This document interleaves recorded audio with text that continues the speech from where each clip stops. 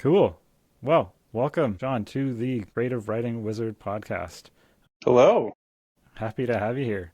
Yeah, thanks for having me. I'm really excited. Totally. And it's nice to finally meet you because you're actually one of the first indie authors that I met on Threads, probably about 10 months ago, I think. Yeah, ditto. I think we both hopped on there about the same time. It seems like a really long time ago. Yeah. Well, yeah, like I said, thanks for coming here. And yeah, just to set the stage of what we're looking to do here, I'd like to learn a bit more about you, a bit more about your book, a bit more about your writing process. Sound good? Yeah, sounds excellent. Let's get going. Cool. Well, just to set the stage for those who are about to watch, I thought it might be important to just say how cool that Sean is. So I went through a list of your previous posts on social media. So I just want to read these off because I thought it was pretty sweet. As far as awards go, you have the winner of the Best Science Fiction Novel at the Summer 2024 Pencraft Awards, Emerging Technology Books About Cybernetics from Outstanding Creators, first place for Cyberpunk Novel at the International Firebird Book Awards, Best Sci-Fi Fantasy 2024 Silver Falchion Award, and then a finalist in a number of awards, including San Francisco Book Festival, American Fiction Award, Story Trades Award, and 2024 Cygnus Science Fiction Awards. Wow. It sounds like a lot more when you put it all in one group like that. Yeah, that's awesome. Yeah, thanks, Um, man. It's a really good feeling. totally. And the book has been out for not quite a year now. A little bit over a year. I think it was November 11th of last year I published it. Okay, very cool. Very cool. Yeah. How does it feel being out for a little over a year now?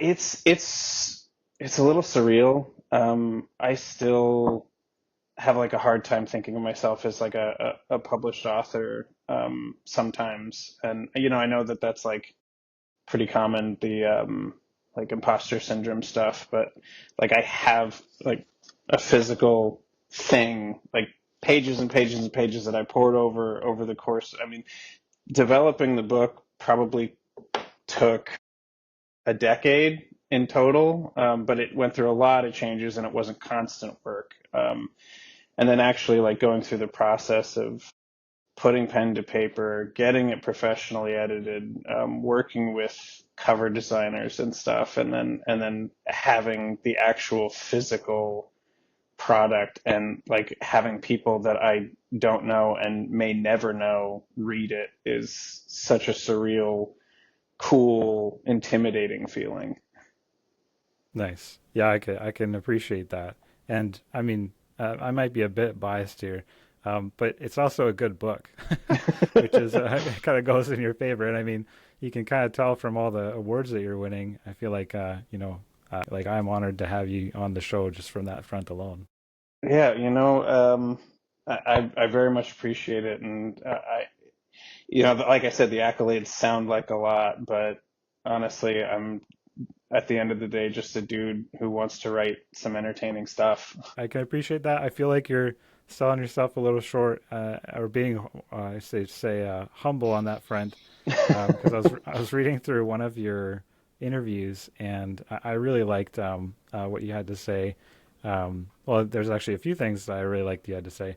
One of them was with armed with books, and I appreciate that. I appreciate this because I'm what I would consider a weird person.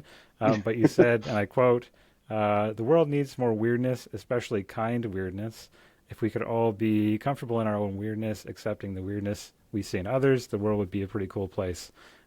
So I feel like there's that vibe that I'm catching there of like, it's not just that you're making a book. There's also like a deeper level, and I saw that through the book as well of like, you actually care about the world and you care about, what your story has to say and how it impacts the world.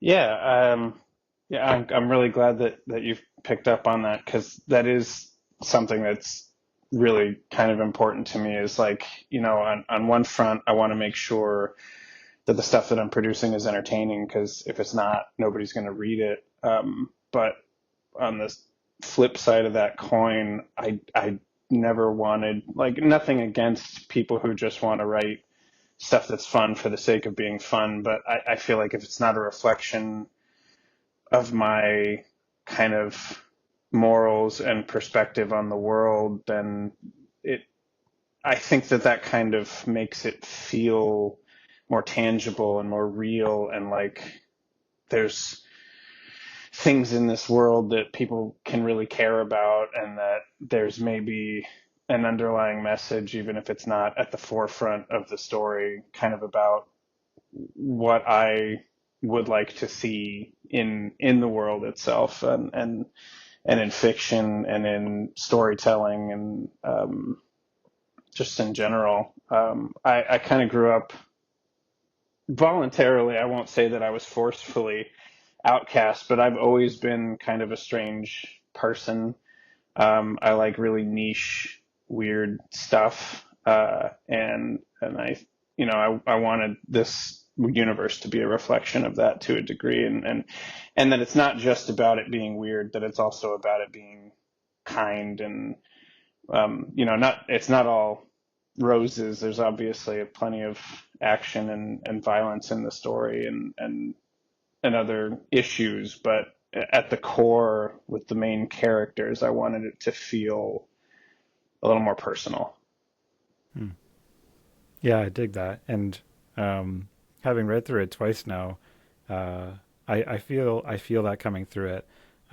These characters, they have, that front that you see from the world's perspective, but then there's like an undercurrent, and it touches on it as they interact with other characters or some of the situations and the choices they make.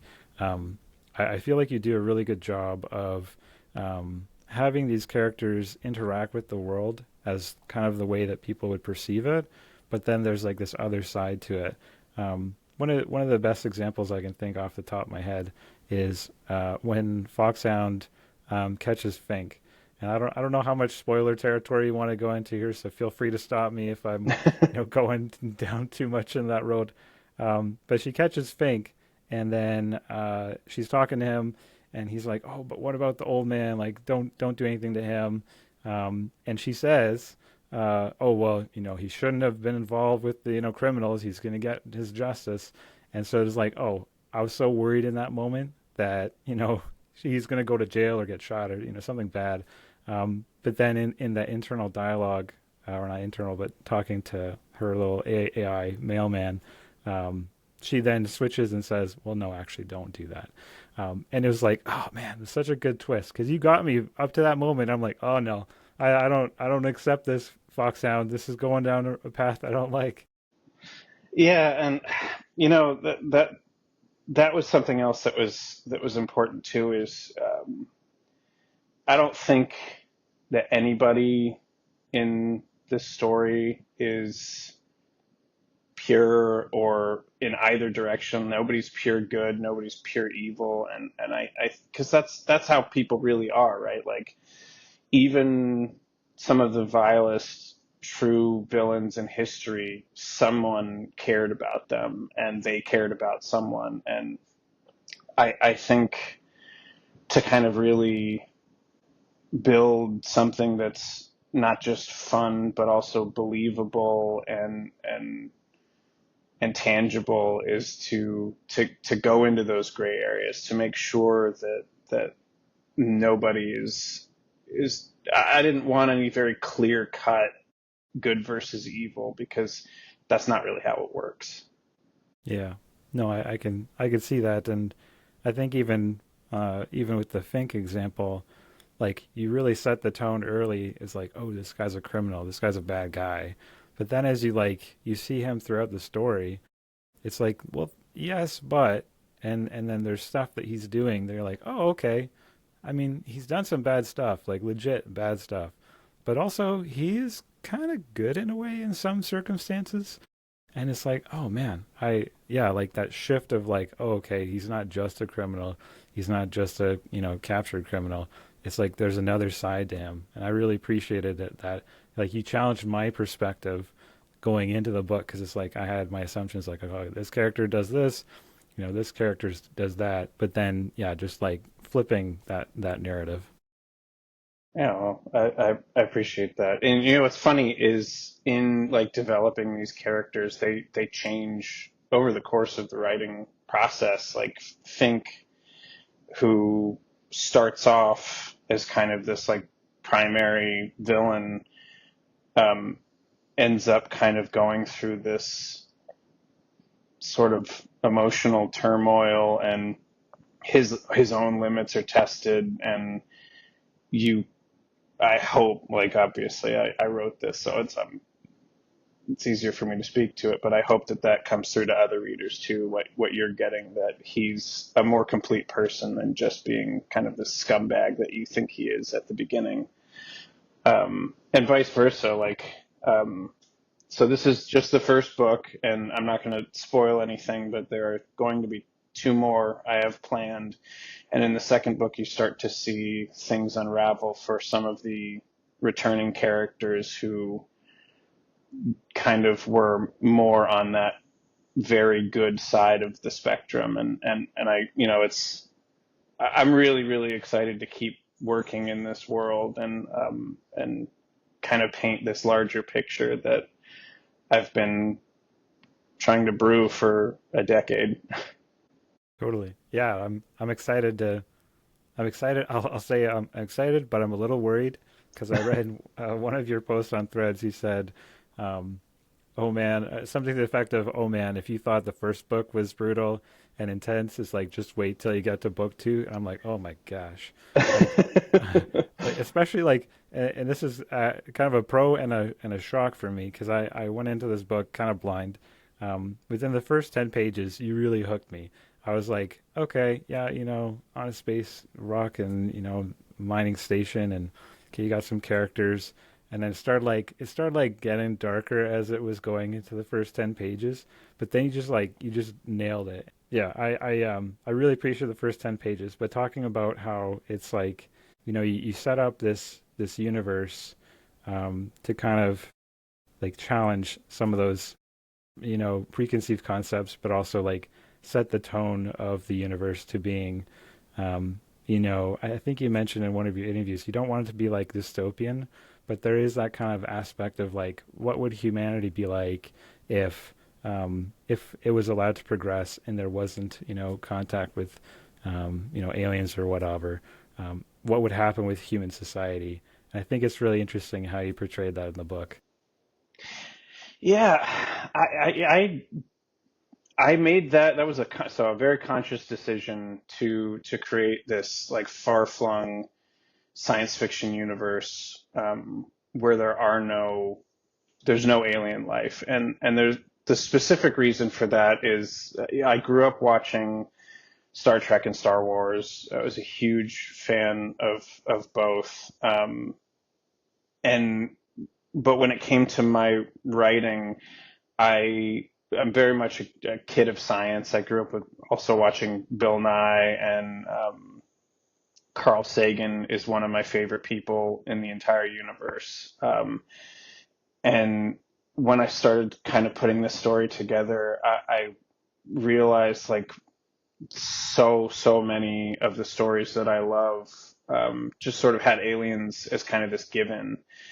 And then when I was a teenager, I picked up, um, Leviathan Wakes, the James S. A. Corey book, the first book of The Expanse, and it was this very kind of different approach to it. It was a little more dystopian, a lot more human, and there wasn't this kind of alien faction that was in the story. But obviously, for those who have read it, and I'm sorry if this is a spoiler to anyone, but I think the moratorium is up on that. Yeah. There is an alien culture in that universe, and it's not maybe the same as, you're walking down the street and you see an alien like in Star Wars, but it was still a major determining factor of the course of the story. And that really kind of inspired me to go, well, what if that didn't happen? Like, what if we really are, as far as we know, alone in the universe? Like, what would happen to humanity? And that kind of led me down the course of artificial intelligence and stuff. And I kind of wanted to nip that in the bud too, because it felt almost a little bit too much like it was just replacing aliens with robots. So there are those elements in this story, but it's not quite like um, that robots have this independent sentience, or that there's a an AI threat, because that's a very common thread in science fiction as well. I mean, the whole Matrix trilogy is based on that trope, and that's just one very, very popular example. So I kind of thought, like, in doing this, I wanted to try and do something that, to my knowledge, hasn't been done quite this way before. And I can't go too deep into it because obviously I haven't still two more books to go through. But this book really kind of sets up that universe. Is the, like, where do we go when we're alone as a species? Yeah, and I think I personally think you did well in that front.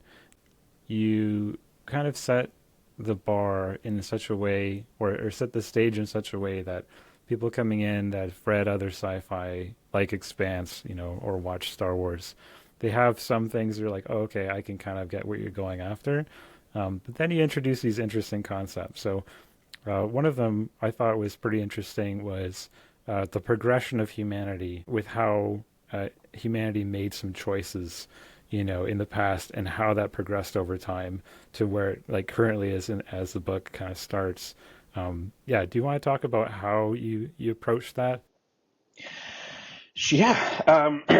So fairly early on in the story, um, as you know, there is a part where one of the characters sort of tells the history of how we got to this point. And when I was working that together, I knew I wanted to get humanity to have colonized the solar system.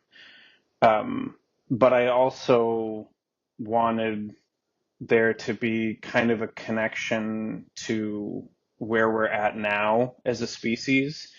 And so in looking at, and I, maybe this is political, I don't care. In looking at climate change and the way that we're just kind of not respecting the one home that we have, this planet, because we're so far away from ever being able to colonize anything, and I'm not even sure that that will ever actually happen. But I kind of just sort of pulled the thread of where we already are and followed that from now to 3,000, 4,000 years in the future. And it seems like I kind of get this feeling like, it's not to be too morbid, but if we ever get to a place where we have a full, like, ecological collapse, I don't think it's the end of humanity. I think maybe it's the end of the world as we know it, to accidentally quote REM. But I think we as a species would survive, at least to some extent, a potential extinction level event, be that a disaster or a series of bad choices.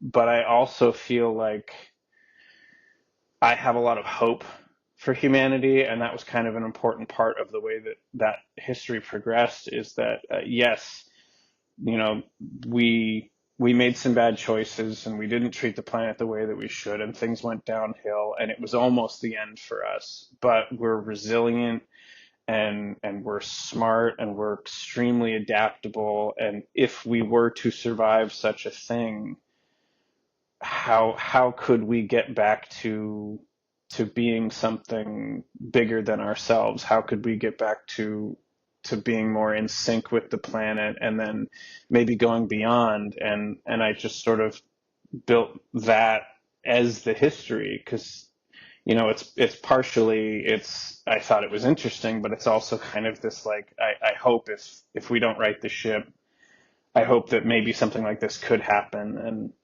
so, for anyone who hasn't read it, there is, and this is not a spoiler because it's mostly just background information, but after the Earth kind of falls apart for humans, this coalition of scientists comes together to kind of collect our knowledge, our science, our culture, and then build upon it in ways that weren't possible before.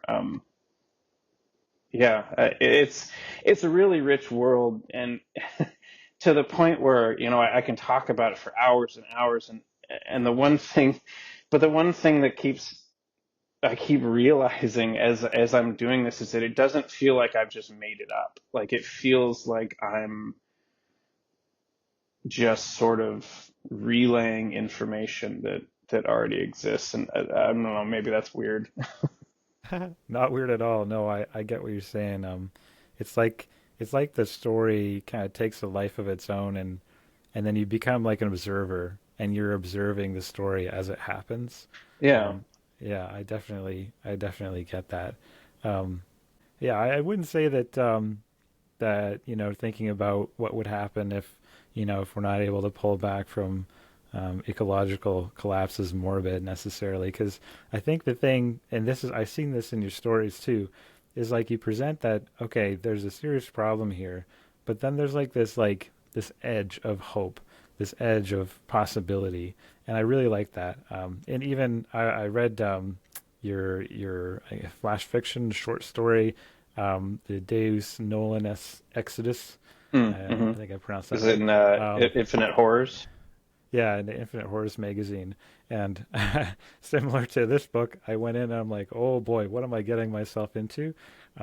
But there was, even though the story was like dealing with a pretty, dark and heavy subject matter, there's still like this edge of like something, of like, huh, okay, maybe there's something more here. Maybe there's something that this could potentially go into, even though, there's struggle, there's, challenge, there's difficult times for the main character, which is from first perspective, which was also interesting. But then at the end, it was like, oh, okay, there's a like a change, and I really appreciated that. And it's funny that you mentioned about um, the political side of things. I'm Canadian. I don't know if that comes out in my accent or not. I should say like, how's it going, eh? A few times just to get that across. But it's funny that you mentioned it's political because at least from where I am at in Canada, um, it's the environment. It's not a political issue. I know it's maybe a bit more sensitive in the States, and I don't necessarily want to spend too much time to rile up some feathers. But just to say, like, I appreciate what you said in your interviews and what you're saying now of like we there's a part of us that as humanity we should probably spend some time thinking about the environment and what's 3,000 years going to look like from now if we make certain choices today. I feel like Yeah. your book does that in a way of like here's a possibility. This is where we could end up. Yeah, and that's, you really hit the nail on the head. And I'm glad that comes across because, sometimes, especially as an indie writer, it can feel like I'm screaming into a void when I'm writing, and it really like warms my heart when, without having to explain it or discuss it with people beforehand, that those kinds of things come through. So that's exciting. I would say this is a sign of a good writer, in my opinion, is that you don't you don't have to tell, you show. And that's like it's kind of like the gimmicky thing of like don't show tell, or no, don't tell show. But I feel like you do that in this book. You grew up in Southern California, I believe. Yeah, Is that correct. yeah? How would you say that impacted your perspective on these stories and like being Canadian, I have some uh, you know some idea of what living in Southern California would be like, but I feel like maybe there's something there as far as um, like how that shaped your perspective into now moving I think now to upstate New York. Yeah, so I most of my life I grew up in San Diego specifically, and it's such a it's a unique city for a number of reasons. I mean, one, you've got the ocean right there, but it's also right on the border of Mexico, and Tijuana is spitting distance, and you have this very kind of strange combination of it being a military city, because there's a Marine base, the Navy comes through there. There's always military ships in the harbor, and then you've got this kind of affluent side of things where you get some spillover from Los Angeles, and then there's a couple extremely wealthy neighborhoods, kind of speckled throughout the county, and then you've got, in downtown, there's a lot of pretty serious, issues with unhoused folks, and how they're treated by the police, and just sort of shuffled around the city, and there's not a lot of infrastructure to help them. And then you've got the Mexican border there, and obviously that's a hot button issue for a lot of people, politically in the States. I don't know if you hear too much about it up there in Canada, but it's like one of the top political issues in the United States is about the border between Mexico and the U.S. And you kind of mash all of that together, and I guess that's kind of like a microcosm of this universe that I've created, where you just have all of these seemingly competing, not competing factions, but there's a lot of nuance to that city that I think that people don't really see unless you've lived there for a long time, unless you've spent a lot of time there. And yeah, I would say that definitely influenced my writing. And I think it helps to. I grew up spending a lot of time listening to punk music and metal music, and all of my friends were kind of these strange outcasts. And you think of outcast people as being pushed aside or being othered, but it gives you the opportunity to look at things in a more unique way.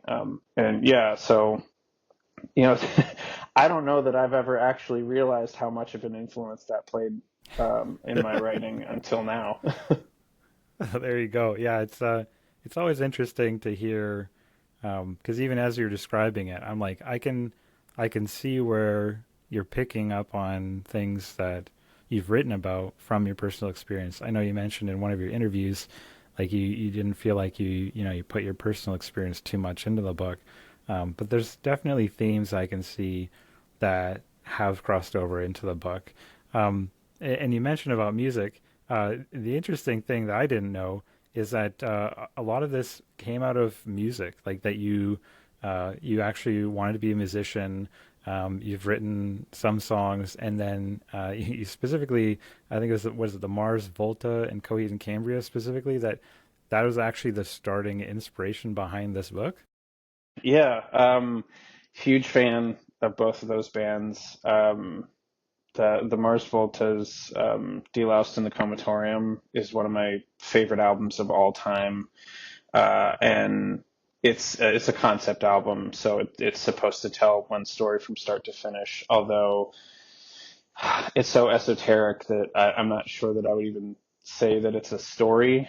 And then Coheed and Cambria that's also very similar. I don't know how much you know about them, or how much anybody watching would know, but they also do concept albums. So it's kind of this overarching story through their albums. It was they turned it into a comic series called the Armory Wars, and it's science fiction, science fantasy maybe is more accurate. But yeah, that was a big inspiration in creating this. And originally, I was just going to do this album where I recorded everything by myself and wrote all the songs and told the story. And it just it never quite clicked. I wrote a few songs, I practiced them, and my life was going in kind of a weird direction at the time, so I kind of put it aside. And then a few years later, I couldn't stop thinking about it and thinking about this idea, because the the original idea was just how come nobody's ever done a serial killer in space? Um, and I kind of went from there. And obviously, it's a very, very different concept from because I originally wanted it to be kind of a procedural, and it became much more of an action adventure thriller rather than like a cop investigating, a la Blade Runner or um, any of those kind of dystopian 80s type properties. Um, but yeah, over the course of a decade, if you just turn this idea over in your head, this world, and kind of build things, and I don't know that anybody would be able to keep it the same as it was at the beginning as it is at the end. But that also makes it more exciting and more fun to kind of learn how, even if it's your own universe, how that changes over that time. But yeah, originally it was supposed to be a concept album, like a rock opera type thing, and now it's a book. That's awesome. I out of like as a fellow musician as well, what's your instrument of choice?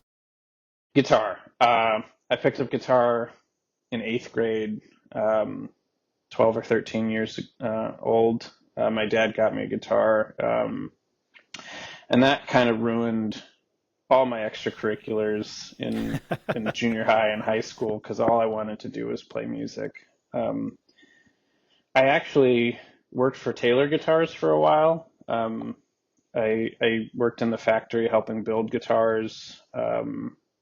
I think I ended up having a hand in building some fairly significant musicians. I think I built one of Zach Brown's guitars. Um, Wow. yeah, I remember the guitar. I don't remember if it was him. I don't remember the musician. Um, but music has been a really, really big part of my life. And I definitely use it as a writing tool as well. So you say you use it as a writing tool. What does that mean for you? Because I've talked to other authors and I've heard, full spectrum of people who literally cannot listen to anything. They need complete silence to people who feel like they need to go into the middle of a mosh pit with like a metal band screaming before they can get in the zone. So yeah, what does that mean from your perspective? It's a couple of things. Probably the most impactful is I'm very much a mood writer, so I have to kind of set up the vibe while I'm writing, and so I'll put on a station that plays music that fits the vibe of whatever I'm writing. So um, for Hounds of Gaia, because it's this kind of cyberpunk, semi-dystopian science fiction universe, I was listening to a lot of synthwave and darkwave, Carpenter Brute, Gunship. One of my favorite bands of all time is The Midnight, and they're sort of in that vein. They're very like 80s synth inspired. Um, and then if I'm writing a really big action scene, it's usually some kind of metal. I really like, let's see, what was I listening to today? Spirit Box has been a big one for me right now. They're really, really cool. Obviously, Coheed and Cambria has dabbles in metal. Um, yeah, I just kind of have to find something that's got the same vibe as what I'm writing, and I'll play that. And then I also get inspiration from music, from musical experiences. Like, if I go to a particularly well produced concert that has a really great production value, I'll think about it for months afterward.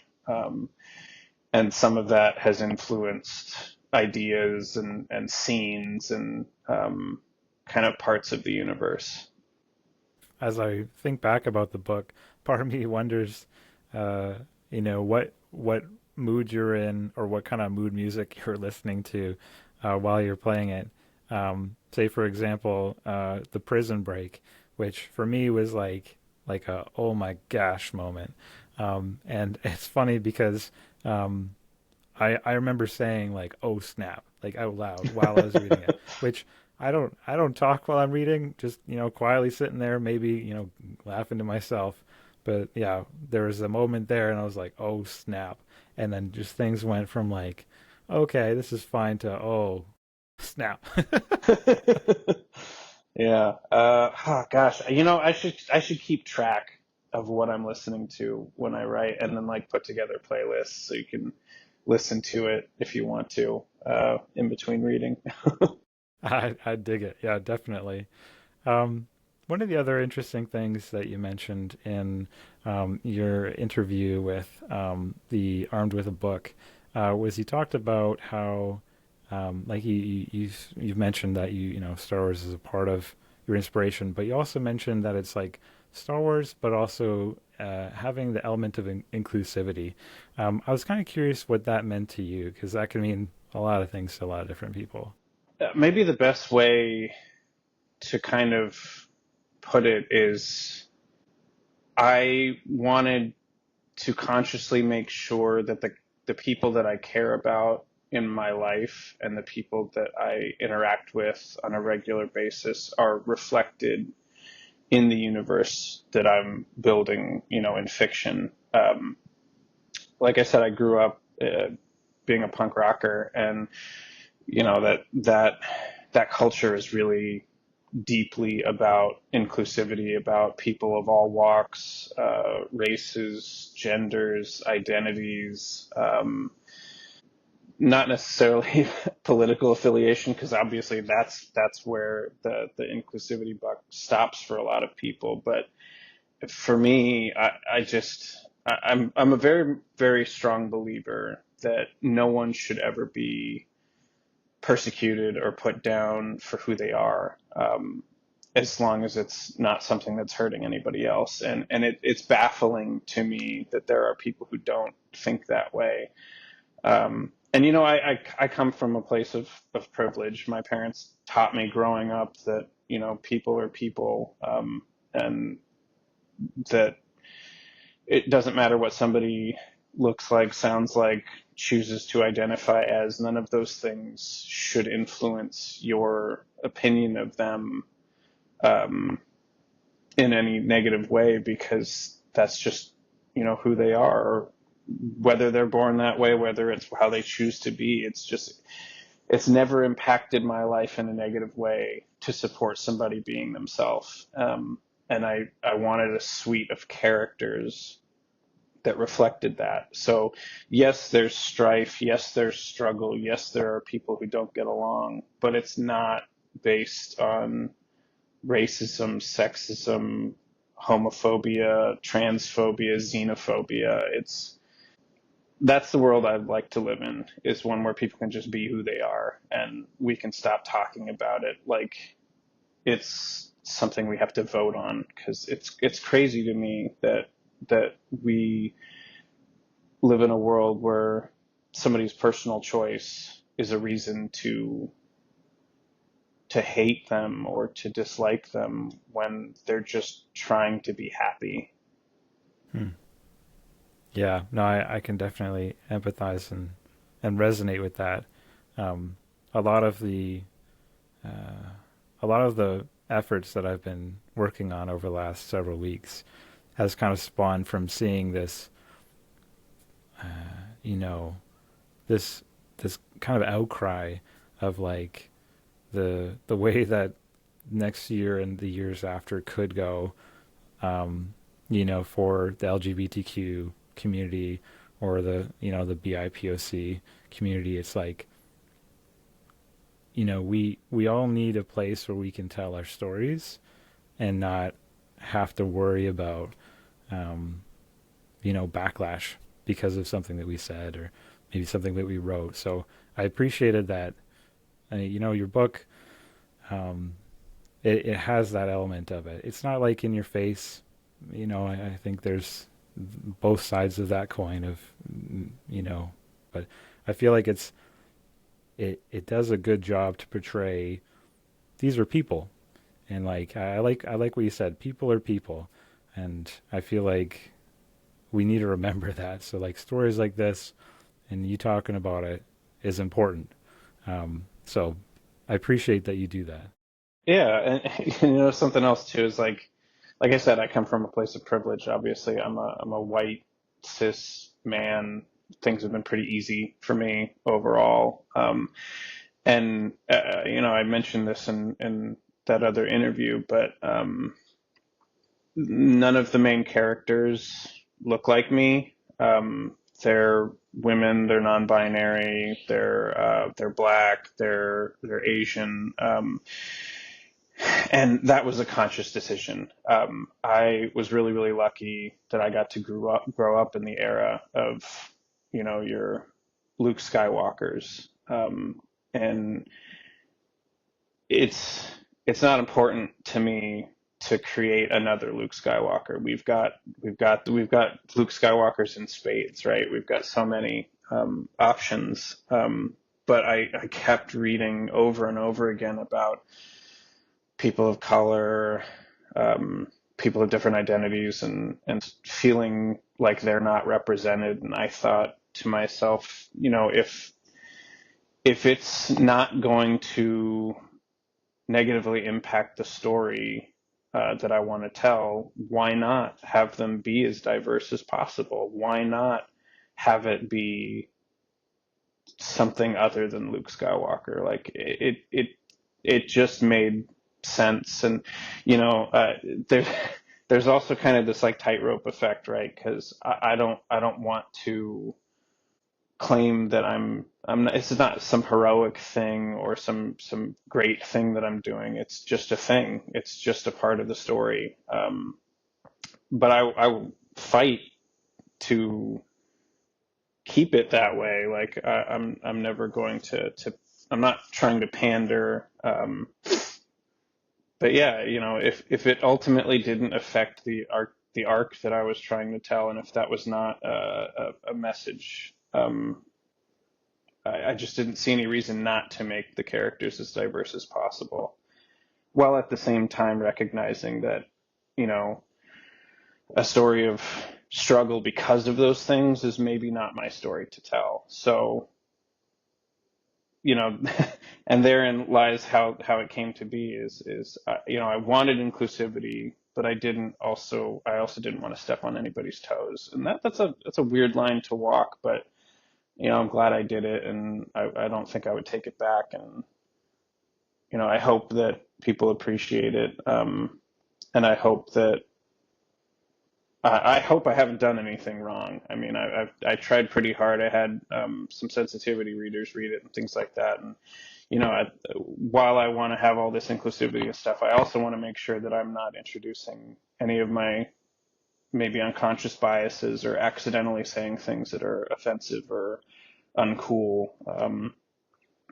Yeah, I'm still learning. I make mistakes too, so I'm sure maybe it's not perfect, but I am trying because like I said, it's the world I want to live in is a more welcome, inclusive one. Totally. Yeah, I can hear that. Um, yeah, and I think how you're approaching it is a good way to come about it. Is like recognizing that you know even in myself is recognizing this is where I'm at. This is my upbringing. This is my background. Um, I might say something that offends someone. I might do something that I shouldn't have. And the only way that I know that is that I get feedback from other people. I do research, and like you said, you have the sensitivity readers. They help to give us fresh perspective and to help round corners. Um, yeah, so I think what you're doing is important, and I'll say this even for myself. You know, certain terminology, certain ways of talking about certain subjects, it's not in my background. But I think having the heart that says, I care about people, I care about sharing stories and supporting people, and I want to make mistakes, but I hope that people will help correct me and we can move forward. And I feel like that comes through your work. So yeah, I appreciate that. Yeah, like I said, that was a very conscious, purposeful choice, and I hope I'm honoring it. totally. Um, Yeah, and I think another interesting thing that you did was, um, and this is I'm speaking from my own perspective as I think about the stories that I've written, is that you wrote a book that has several point of views, and as someone who's written something, writing one point of view is challenging in and of itself. But not only did you do that, you did several. I think there was four perspectives in the book, if I'm counting correctly. I, Um, I think so. yeah, how do you write from four different perspectives and keep each kind of distinct in and of itself? You know, it seems like this was a complex choice that I made, but the truth of the matter is that I am easily distracted. Um, and writing from those kind of multi perspectives, one, it felt right for the story, to kind of put you into the shoes of different characters at different times because you're going to see things that you wouldn't otherwise see from if it was a single character perspective. But also for my own sanity and my own process, it made it more interesting for me to jump from character to character and kind of test myself and keep this it kept the story interesting because I had to it partially it humanized some of those characters because I had to start thinking about how they would think about things and how they would go about things and I think that that made them richer as a result. So I don't even know if it would have been easier to write from a single perspective. And I would venture to say that it's not because I ended up, after I finished this one, I wrote another book that is not related to this. It's a fantasy comedy adventure that's largely told from a single perspective. It's still third person, but it's following one character's experience. And I actually struggled with that a lot more than jumping back and forth. And I don't know if that's just because I am, like I said, easily distracted, um, and for my own personal entertainment, or if it's just because I find it harder to write from a single person's point of view. I'm not sure, but I find it harder. I definitely find it harder to write from a single perspective. Hmm. That's interesting. Yeah, it's you also mentioned that you have a tendency to write and edit at the same time, or I should say write then edit right away. Um, how have you found that in terms of your writing process? Because I feel like that's something that I've heard some people find more challenging than others. But you mentioned that that really works for you. Yeah, and I did not realize that that was weird until until I had already finished this book. But I think so. My process starts with outlining, and you get the pantser versus plotter argument. Like, do you plot things out ahead of time, or do you fly by the seat of your pants? And I desperately try to be a plotter, but inevitably, within the first 50 pages of writing a new book, I throw a lot of the stuff that I had planned out the window and go in a different direction. And, like I said, a part of that is because I feel like I'm relaying a story rather than creating it. And, you get to a point where you thought something was going to work and you thought that it made sense for your characters to go to this place. And then you realize as you're getting there that that's not really the right thing for them to do at that time. And you kind of have to shift and go in a different direction. And that makes that outline obsolete almost immediately. So I think it's almost even a survival instinct because going back and immediately editing after I've written something allows me to make sure that it fits the tone of the rest of the story, that it fits the story itself, and I can better catch plot holes or where I started pulling a thread and then dropped it, and it lets me kind of revisit it in a more immediate way without having to do massive revisions. I can kind of catch things before they go too bad. Um, and yeah, I cannot see myself ever changing doing it that way. Hmm. That's awesome. Yeah, and I think you got it on the head though that it's it's that you found a way that works for you.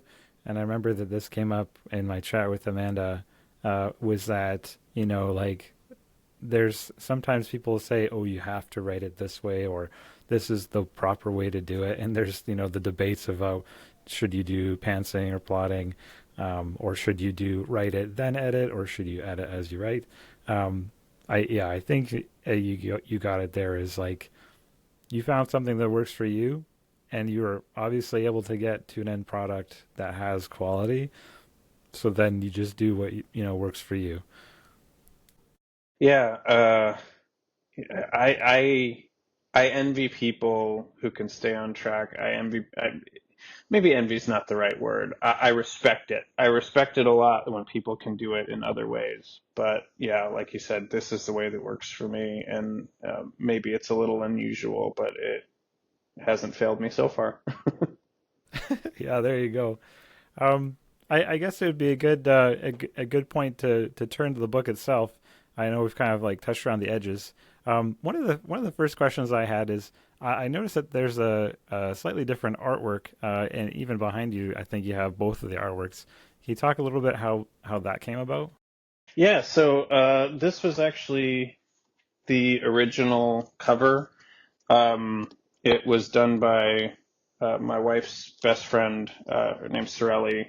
She's an amazing artist, and she worked with me a lot on this. I knew when I was writing the story that I wanted the books to all have this symbol on the cover. This is the symbol of the omniphage, which is the kind of governing body of most of the solar system.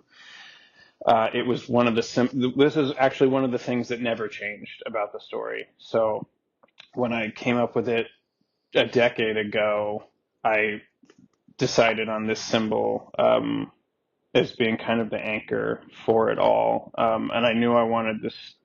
This is what I wanted the cover to look like originally. What I found was after I had published it, um, people didn't really know what the book was. They didn't know if it was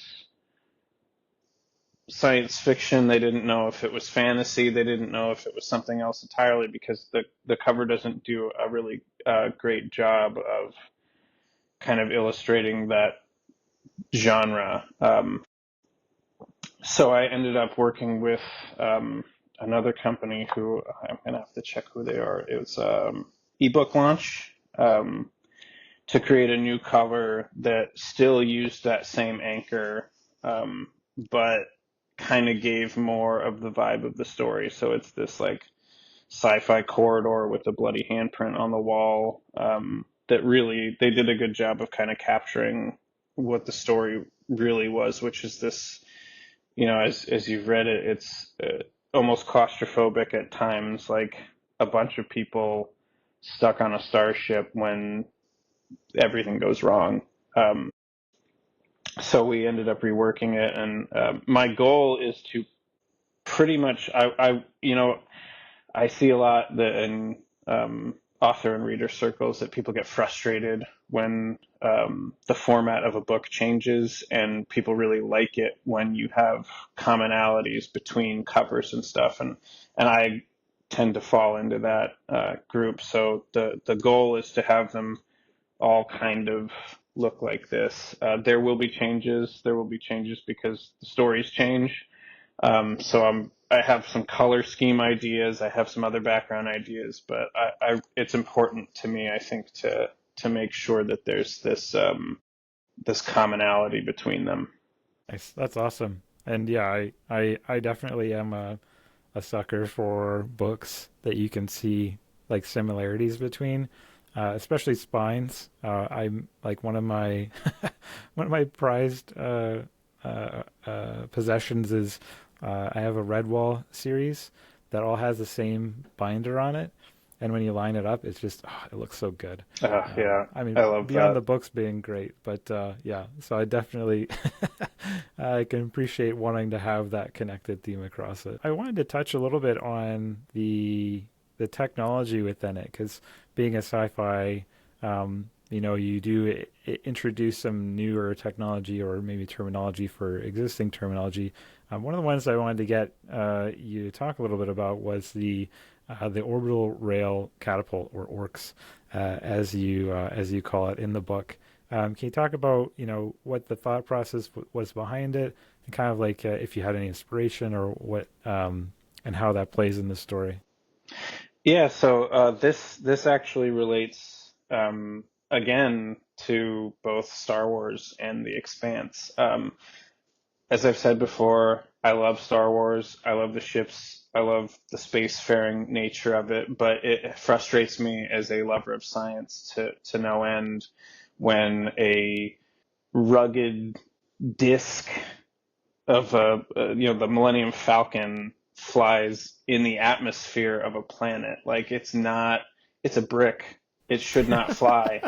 And that has always been like kind of a something that has bothered me. And I think, in The Expanse, they did a good job with that because the Rocinante, the ship that they have, it's not elegant. It's kind of weird looking. It looks almost like an industrial tower. Um, but that's because it doesn't have to have those like rounded edges, right? It doesn't have to be aerodynamic. It's a rocket that people strap themselves into.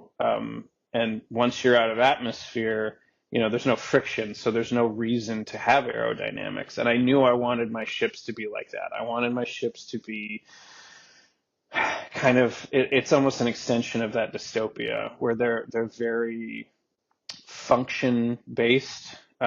Nobody really cares what they look like because in actual space travel, you're not going to be looking at the outside of a ship. Like that's very much that's more of a movie thing, right? Your Starship Enterprise looks cool because the audience sees it. And I wanted I wanted my ships to be a little clunkier. And then I ran into the problem of how I get people from those ships onto planets or onto asteroids or wherever they needed to go. And I thought, well, okay, well then maybe there needs to be a system, and it has to be something that's common, or else every planet, every space station is going to have a different way of people getting from place to place, and then you're going to run into compatibility issues. So I came up with the idea of doing these so based on the idea of rail guns, so magnetically propelled uh, pods that are aerodynamic enough that you can shoot them out of the atmosphere, but also they would work as like a landing craft. So it was more an invention of necessity, which is funny because that's kind of how inventions work. Um, but I've always thought that rail technology was really cool. And the funny enough, the big inspiration for Orc pods and the big inspiration for that technology actually comes from a video game, from Halo. So I don't know if you've ever played Halo, but in Halo they have these capital ships that humans have these capital ships that have railgun systems that they use as weapons. So they take these massive slugs that are like the size of a school bus and they shoot them from one end of the ship out the front of the ship. And it's basically the ship itself is a gigantic cannon. But it's not combustion. It's not like you're firing it. You're accelerating it on a series of magnets until you get it up to, a speed that can blast through another ship. And I kind of, co-opted that and did a bunch of research on how magnetic rail systems work. And the Orc was born. That's awesome. Um, yeah, and to answer your question of a sort of, I definitely am a Halo fan. I would get up and get my Master Chief helmet from over there, but I don't want to knock anything over. Yeah, and I think you mentioned a good parallel, and I think part of the reason why I like this book so much is you can see inspiration from The Expanse. You don't copy it, but definitely inspired by. The Expanse does like a really good job of like grounding it in reality. Of like that's a good point. It's like if you're going really fast in space and then suddenly you want to go the other way, you got to slow down first, or everyone's just going to become paste. And Yep. so I feel like these orc pods like kind of capture that concept of like that's a good point. How do you get to different places? It's Yeah. not just, oh, I'm just gonna, teleport like Star Trek or yeah, Star Wars, where you just kind of magically float down and everything Yep. just happens to be okay. Yeah, I love coming up with fake technology. It's one of the most fun things about doing it. But more than just have you ever seen Thank You for Smoking?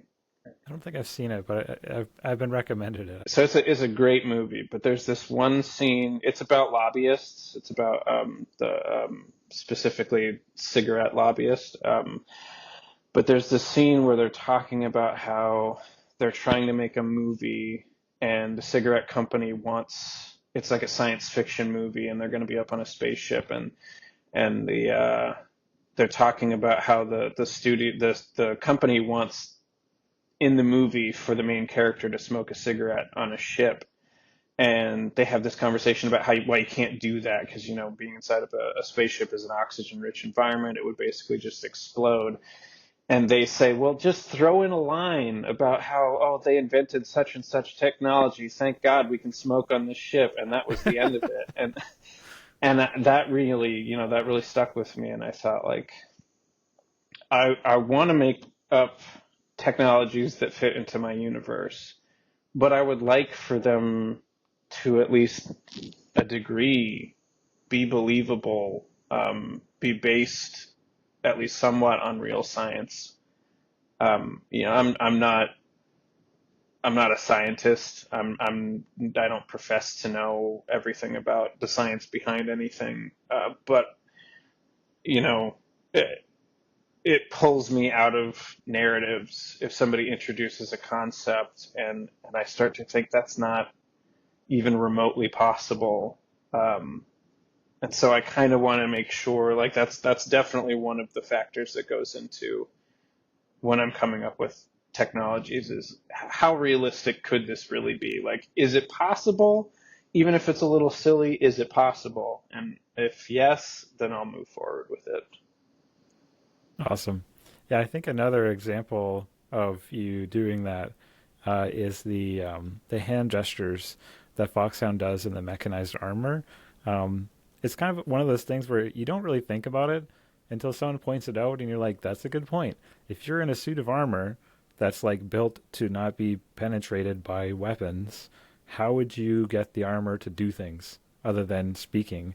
And so I thought that was really like subtle but creative way to solve that problem of like there's these hand gestures that Foxhound does throughout the book. Yeah, yeah, and that was inspired partially by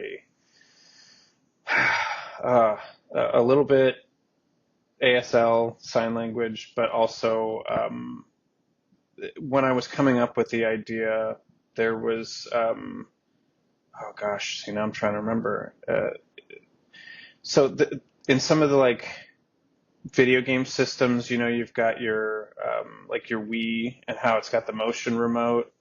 There was also the VR for PlayStation, and kind of seeing people in games and stuff and playing games where you have to do certain things with your hand to get the game to actually recognize what you're trying to do. Like you can't just grab something, you have to do it in a certain way, and that kind of inspired that. And I also appreciated the was it Mailman with the personal AI that Foxhound talks to, because it was funny to me because I found that it kind of reminded me of myself in some of the circumstances because Mailman would take what Foxhound was giving as instruction as like literally do this, and then she'd be like, "No, don't actually do that." It's just like a phrase. Like I'm like, okay, dial that setting down. Don't be so literal. Okay, do this thing in general.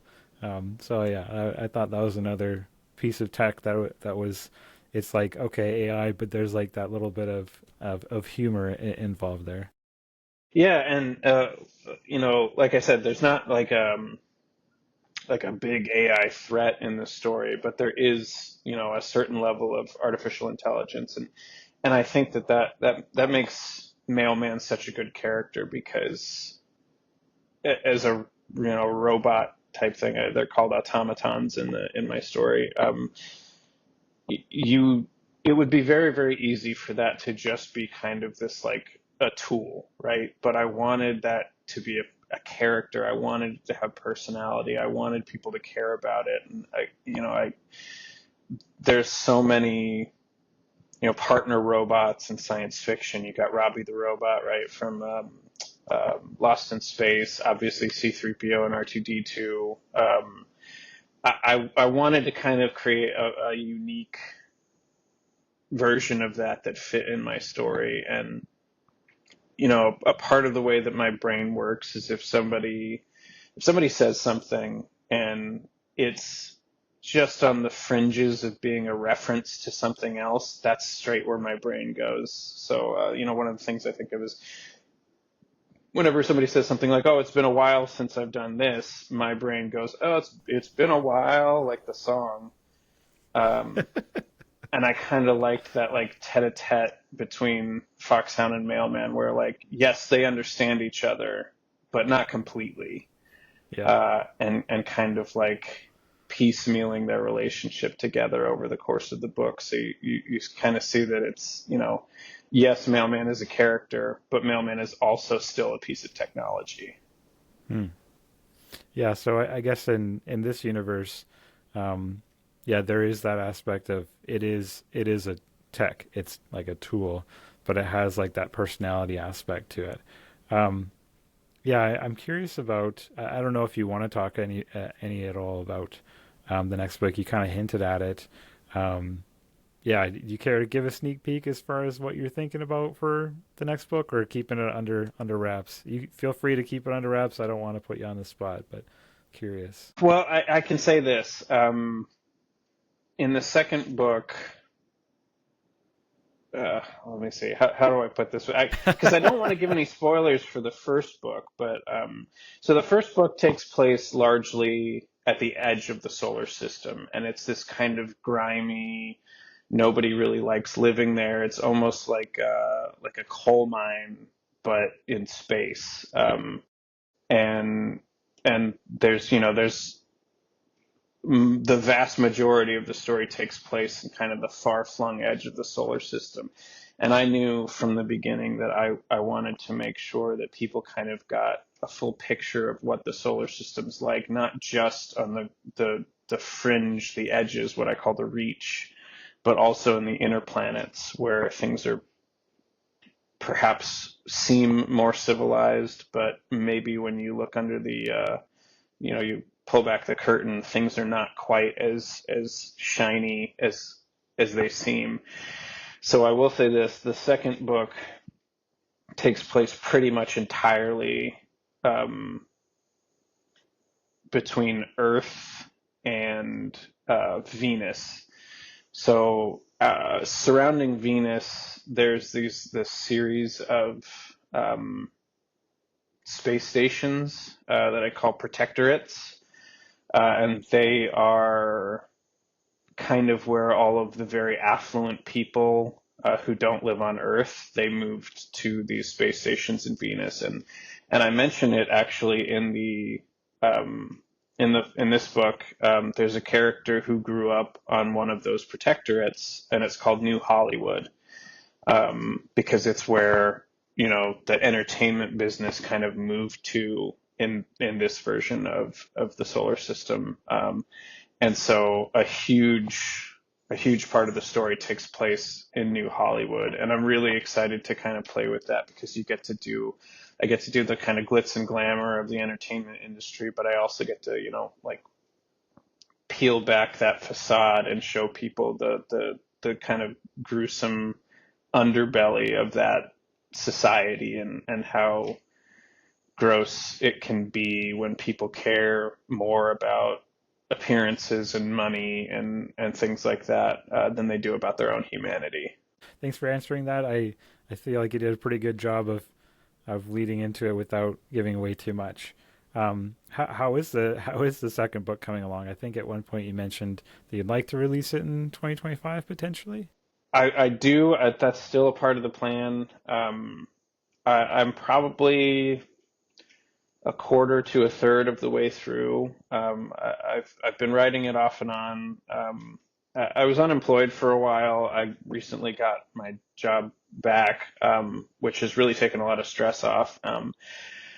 And so that's kind of opened the way for me to kind of get to working on it in earnest a little bit more. I know where it's going to go. I know what's going to happen to the characters. Like I said, I, I want to be a plotter. I end up pantsing a lot of the time, but I do know the main story beats that I need to hit in this next book. So it's coming along, and I feel like, having worked on it pretty recently, it feels really good to kind of get back into this universe and keep that story going. So my plan is still to have it released, ideally no later than November, which is the anniversary of the first one. So hopefully before then, hopefully I keep that promise. Awesome. Well, I won't hold you to it, but certainly uh, I am curious to see where it's going to go. I'm definitely going to get the second book.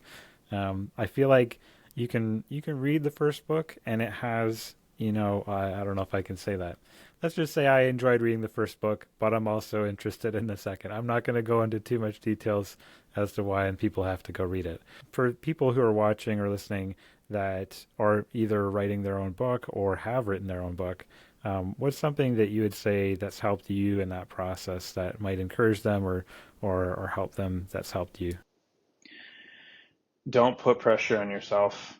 If you're stumped, if you are struggling, if you're feeling lesser than, or like you're stuck, just be gentle to yourself and to your mental health and well-being, because writing a book, there's a lot of statistics out there that if you Google search how many books come out a year, how many people write books, I don't care about any of that. It's hard. It is a hard thing to do, and it can be emotionally taxing. And I think the most important thing that you can do as a writer is, really as a human, just be kind to yourself, be forgiving, and try to be as resilient as possible, because it's tough, but if you care about it, I think most people will find that they can do it. I wasn't sure I was ever going to write this, and then I did, and now I'm here, and that's pretty cool. Like it's I'm not special, I guess is what I'm getting at. I just followed through. Cool. Well, I'll say you may not think that you're special, uh, but uh, you certainly have, how do I say, you have that something that you push through. Yeah, I want to just affirm that you are like quality, that you've done a good job. Like I'm not special. Yeah, don't downplay it. You did a good thing. Uh, I appreciate that.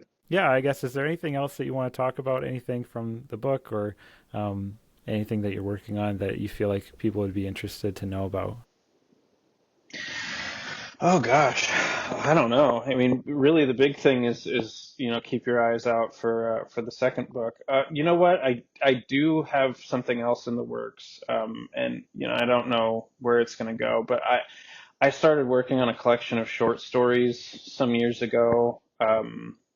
uh, that I have decided to publish after all this time. It's mostly horror, but there is science fiction, there's fantasy. It's called A Rap on the Door. And the common thread between all the stories is that every single story starts with a knock on a door. Uh, I need to get it edited. I'm going to see if the editor of Hounds of Gaia, if she's interested in doing it, and if she's not, I'll find somebody else. But I'm endeavoring to release that because all the stories are done.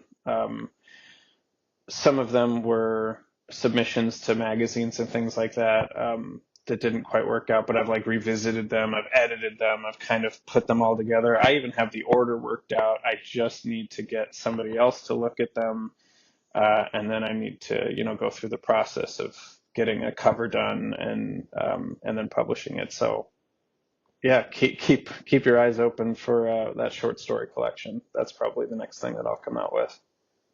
That's awesome. As I read your, uh, I think you'd call it flash fiction, from the horror, yeah, Infinite Horrors magazine. Um, as someone who like I would say, and I'm okay to admit this, I'm a horror wuss. Um, I'm okay saying that publicly. I have a very, maybe cozy to slightly more intense preferences, but yeah, I guess the question is, we're talking about mindset. Is when I read that, the short story you did, is like there was that like darker element to it. Um, how like because I don't write horror. I write like fantasy, maybe cozy fantasy, high fantasy. How do you get into that headspace, and write some of these darker things? And like, what's that experience like? Because I personally don't. I'd be curious to see like how you do that without it like negatively affecting you, because some of these themes are like pretty intense. I think for me, so I love horror. I've always loved horror. Even as a kid, when I was afraid of it, I still sought it out. I went to, haunted houses and things like that, and I knew that it was going to scare the pants off of me, but I did it anyway. And I think a part of that is, what my wife says is that like my greatest strength is my resilience. And I think that that's a part of it is I knew I was scared, so I knew that I wanted to push myself through to experience those things, and not be so scared of them.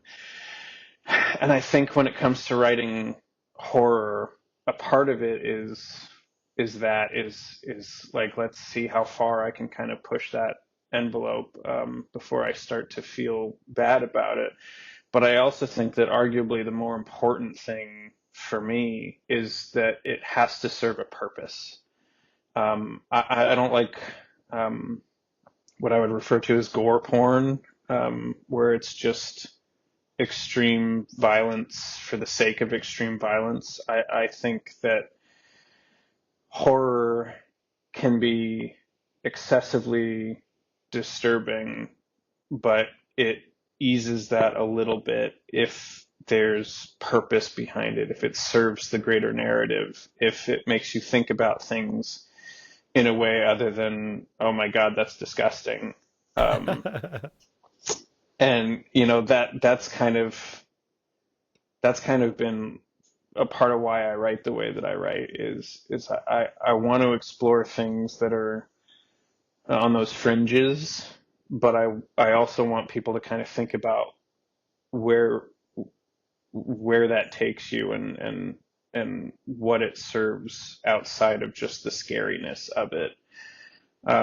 I also think, and this is just a theory that I've had forever, that a part of the reason that I like horror so much is because it's the same reason that I like comedy so much, and that's because it elicits emotion in people.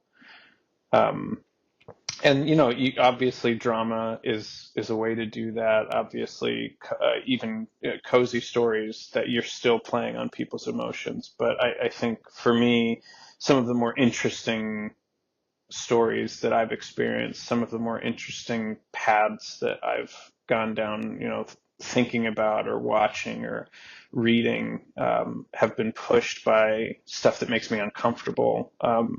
And horror really speaks to me. Um, and I think because of how I think about it, I don't fear it kind of like leaching into my life or making me feel too bleak or depressed or disgusted or anything like that. It's also easier to write it than read it. Yeah, it's funny because um, when I was reading through it the second time here, I was actually doing it through the Kindle app, and you can have it read to you. I forget the like text to voice, um, and so I was listening to the first chapter, or I guess the first first 10 pages, Hmm. and I remember when I read it the first time, I was like, oh, okay, I can kind of like da-da-da-da-da, skim with my eyes a little bit when it got to a certain section, but when I was listening to it, I'm like, I can't skip this. I'm getting all of it. Yeah, it's pretty gruesome, but yeah, like I said, I definitely feel the fear a lot more as a reader than I do as a writer. Hmm. Yeah, but I liked what you said though of like, yes, there's definitely stuff in this book that's like brutal, but there's a purpose for it. Like there's like something more than oh my gosh, these guys are getting totally messed up. Yikes. Uh, there's like there's that edge, and even with the short story you wrote, um, it's like yes, oh my gosh, the first I would say 75 to 80% of that story was like ah. Yeah. But then there's this, and then in the end, you're like, ah, yeah, just a little twist, and then your brain just goes to another space, and it's like it kind of like it's kind of a cathartic thing in a way of like you put yourself in this emotional space as a reader, and then there's something that helps you just like blow off that steam. You're like, all right, I made it to the other end. So if people are listening to this or watching this and they're like, oh crap, I don't want to read this because he's saying brutal stuff, it's like it's worth going through. And like I said, I'm a horror wuss. I made it through the book. People definitely should read it. Um, yeah. Yeah, Yeah. a couple of my biggest inspirations, and maybe this will kind of explain that a little bit, is I don't know if you've ever watched any of Jordan Peele's horror movies, or if you're familiar with Mike Flanagan, who did The Haunting of Hill House on Netflix. I feel like both of those dudes, they do a really, really exceptional job of giving you that that balance that I seek in a lot of things where yeah, there are scary things that happen, and it would be easy to just do the scariness, but what they do really, really well is the human parts of those stories. They make you care about those characters and they make you care about the things that are happening. And I think that kind of balance between those two things has really shaped not just why I love horror, but how I like storytelling. Hmm. Yeah, and uh, I think I can say, uh, like one of the things I liked about this um, was that I feel like I was able to connect with these characters, even if I didn't agree with them. I was like, there's more than just it's a person on a page. It's like I could feel like they're real people and connect with their story and see like the human aspect of, you know, I'm in this situation, things are going bad, um, and just feeling like the panic, the shock, the stress, but then also like the relief of stress and all these things that I'm just experiencing through that book. So you say you don't know, now you know. I was able to feel it. So yeah, Cool, well cool. well That's done. awesome. Yeah.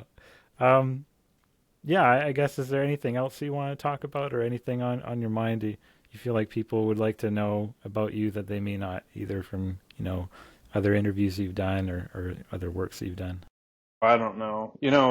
We've been doing this for an hour and a half now, so what I'm going to say is going to sound like bullshit. But I don't think of myself as being very good at talking about myself. And I think it's different. Talking about the story is not really talking about me. Um, so yeah, I don't know. I like talking to people. I like making connections. So if you watch this and you want to hit me up on Threads or on Instagram, I encourage you to do that. I would love to talk to you about my book or other books or whatever. Yeah, I don't think I've got anything else. I do want to say thank you. Thank you for having me. Thank you for making this happen, and also thank you for being. Here we go, Golden Girls. Thank you for being a friend. Having you, Glenn, and some of the other writers that we've connected with on Threads has really made this journey of writing, of trying to continue to write, of trying to make something out of it.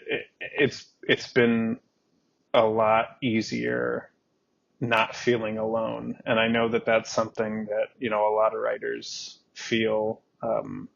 Is that solitude? But I encourage anybody who's listening to seek people out, ask questions, insert yourself into their conversations. Most of the time, like-minded people are going to be there to kind of catch you and be a part of that journey with you.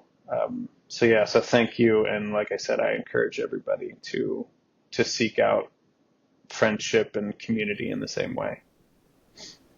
Definitely. Yeah, and it's honestly my pleasure.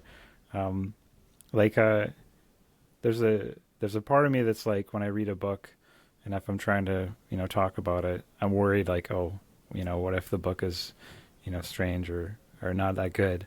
But I feel like I didn't have to try that hard with this book. And I really hope that through this and, through the stuff you've been posting that people see that this is a really good book and people should just go out and friggin' read it. Um, I hope so so too. yeah. Yeah. But yeah, I echo what you're saying though of like going out, finding people, connecting with them. Yeah, find Sean, connect with them online. Um, yeah, it's been a pleasure to have you on here. Um, maybe I'll have you on after book two. I guess we'll see how that goes. Yeah, I'm I'm on edge. I can't wait. I would love to. I would love to talk to you about it, and I will, like I said, I will try to get it done. Awesome. Well, I wish you all the best in the next year, and yeah, thanks again for joining. Cool. Thank you.